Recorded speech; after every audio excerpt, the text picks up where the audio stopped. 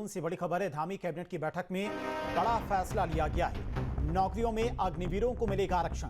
धर्मांतरण कानून हुआ और सख्त सजा को 4 साल से बढ़ाकर 14 साल किया गया है और विशेष मामलों में 20 साल तक की सजा मिलेगी। जुर्माने की राशि को भी 10 लाख किया गया है।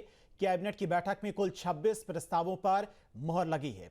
तो धामी कैबिनेट की बैठक में कई बड़े फैसले लिए गए। सीएम धामी की अध्यक्षता में हुई बैठक में कुल 26 से प्रस्ताव पारित किए गए, जिनमें 2 फैसले विशेष रूप से चर्चा में रहे।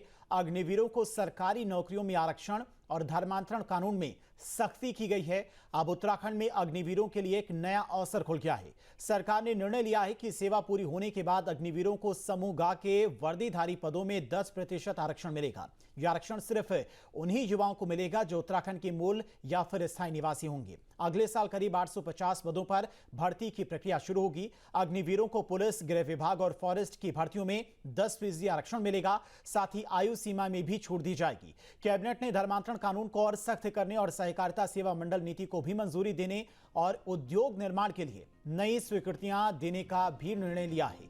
यह कदम प्रदेश में रोजगार, सुरक्षा और सामाजिक संतुलन की दिशा में अहम माना जा रहा है। तो धामी कैबिनेट की आज अहम बैठक हुई, जिसमें 26 प्रस्तावों पर चर्चा हुई है और कई महत्वपूर्ण प्रस्ताव पास भी हुए हैं, जिसमें धर्मांतरण के कानून को और सख्त किया गया है। सजा बढ़ाकर 14 साल कर दी गई है और विशेष मामलों में 20 साल तक की सजा भी हो सकती है। जुर्माने की रकम भी बढ़ाई गई है, 10 लाख तक का जुर्माना लगेगा। इसके अलावा अग्निवीरों को अब प्रदेश में नौकरियों में 10% के आरक्षण भी दिया जाएगा, बशर्ते वो उत्तराखंड का ही निवासी हो। और अगले साल 850 पदों पर भर्ती प्रक्रिया भी शुरू होगी। तो सेवा पूरी करने वाले अग्निवीरों के लिए यह बड़ी सौगात मानी जा रही है।